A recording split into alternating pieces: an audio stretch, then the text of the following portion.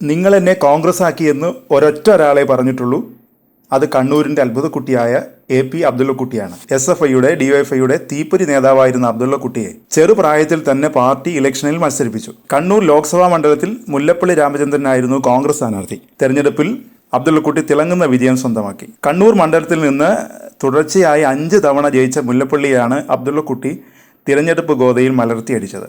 തുടർന്നാണ് അത്ഭുതക്കുട്ടി എന്ന വിശേഷണം ലഭിച്ചത്. 2004 മുല്ലപ്പള്ളിയെ പരാജയപ്പെടുത്തി അബ്ദുള്ളക്കുട്ടി ലോക്സഭയിലെത്തി. ഏതാണ്ട് ഇക്കാലത്താണ് അബ്ദുള്ളക്കുട്ടിക്ക് പെട്ടെന്ന് വെളിപാടുണ്ടായത്. അദ്ദേഹം വെറുതെ ഗുജറാത്തിലേക്കൊന്ന് കണ്ണോടിച്ചു. മോദിജിയുടെ വികസനം കണ്ട് കണ്ണു തള്ളി.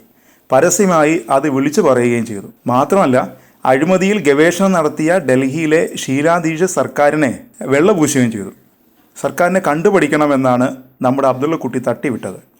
അതോടെ പണിപാളി. അത്ഭുതക്കുട്ടിയെ CPM പാർട്ടിയിൽ നിന്ന് പുറത്താക്കി. CPMനെ ചൊറിഞ്ഞു പുറത്താക്കിച്ചു എന്ന് പറയുന്നതാവും കൂടുതൽ ശരി. അത്ഭുതക്കുട്ടി നേരെ ചെന്ന് കയറിയത് കോൺഗ്രസിലേക്കാണ്. കോൺഗ്രസ് കുട്ടിയെ ഇരു കൈ നീട്ടി സ്വീകരിച്ചു. അബ്ദുള്ളക്കുട്ടിയെ കണ്ണൂർ നിയമസഭാ മണ്ഡലത്തിൽ മത്സരിപ്പിക്കുകയും ചെയ്തു. K. സുധാകരൻ ലോക്സഭയിലേക്ക് പോയതോടെയാണ് കണ്ണൂരിൽ ഉപതെരഞ്ഞെടുപ്പ് വേണ്ടി വന്നത്.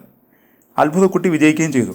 MV ജയരാജനായിരുന്നു CPM സ്ഥാനാർത്ഥി. ഇക്കാലത്താണ് നിങ്ങൾ എന്നെ കോൺഗ്രസ് ആക്കി എന്ന വിശ്വവിഖ്യാതമായ പുസ്തകം അബ്ദുള്ളക്കുട്ടി രചിച്ചത്. ഒരു തവണ കൂടി കണ്ണൂരിൽ മത്സരിച്ച് നിയമസഭയിലെത്തി. 2016 തലശ്ശേരിയിൽ നിന്നാണ് നിയമസഭയിലേക്ക് മത്സരിച്ചത്. AM ഷംസീർ ആയിരുന്നു CPM സ്ഥാനാർത്ഥി.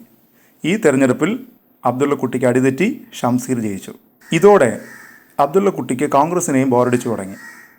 പിന്നെ ഒരൊറ്റ ചാട്ടം നേരെ BJPയിലേക്ക്. പാർട്ടിയിൽ ചേർന്നു. ദേശീയ മുസ്ലിം എന്ന വിശേഷണം സ്വയം സ്വീകരിക്കുകയും ചെയ്തു. BJPയിൽ അബ്ദുള്ളക്കുട്ടിയുടെ സ്ഥാനം എന്താണെന്ന് അബ്ദുള്ളക്കുട്ടി പോലും മറന്ന മട്ടാണ്. കാര്യമായ റോളൊന്നും അവിടെയില്ല. ഇടയ്ക്കിടെ CPMനെ തെറിവിളിക്കണം, ദേശീയ മുസ്ലിം എന്ന് സ്വയം വിശേഷിപ്പിക്കണം. ഇത്രയും മതി. സംഗതി കെങ്കേമം. എലിയെയും പുലിയെയും EDയെയും പേടിക്കാതെ സുഖമായി ജീവിക്കാം, നന്നായി വിശ്രമിക്കാം.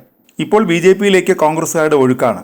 മോദിയുടെ വികസനം കണ്ട് തലകറങ്ങി ലീഡർ കരുണാകരൻ്റെ മകൾ പത്മജ പോലും BJPയിൽ ചേക്കേറി. ഒപ്പം ചെറുതും വലുതുമായ കുറേ നേതാക്കളും BJPയിലേക്ക് ഒഴുകിയെത്തി. അതോടെ അബ്ദുള്ളക്കുട്ടിക്ക് വീണ്ടും വെളിപാടുണ്ടായതായി അഭ്യൂഹമുണ്ട്.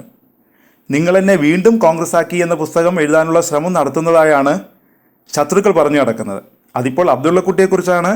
ഗോസിപ്പ് എന്നതുകൊണ്ട് ആരും സത്യമാണെന്ന് വിശ്വസിച്ചു പോകും. ഇപ്പോൾ BJPയിൽ അബ്ദുള്ളക്കുട്ടി കറിവേപ്പിലയാണെന്നാണ് പൊതുവെയുള്ള സംസാരം. ആന്റണിയുടെ മകനെയും ലീഡറുടെ മകളെയും ഒക്കെയാണ് BJPക്ക് താല്പര്യം. മക്കളുടെ കഴിവുകൊണ്ടല്ലെന്ന് വ്യക്തമാണ്. അച്ഛന്മാരുടെ പേര് BJPക്ക് രാഷ്ട്രീയ ആയുധമായി ഉപയോഗിക്കാം. അതെന്തായാലും അബ്ദുള്ളക്കുട്ടിക്ക് ഇപ്പോൾ പഴയ സ്വീകാര്യതയൊന്നും BJPയിലില്ല. കോൺഗ്രസ് വിട്ടെത്തിയ രഘുനാഥിനെ കണ്ണൂർ ലോക്സഭാ മണ്ഡലത്തിൽ BJP സ്ഥാനാർത്ഥിയാക്കുകയും ചെയ്തു. ഇനി കണ്ണൂരിൻ്റെ കാര്യവും സ്വാഹ.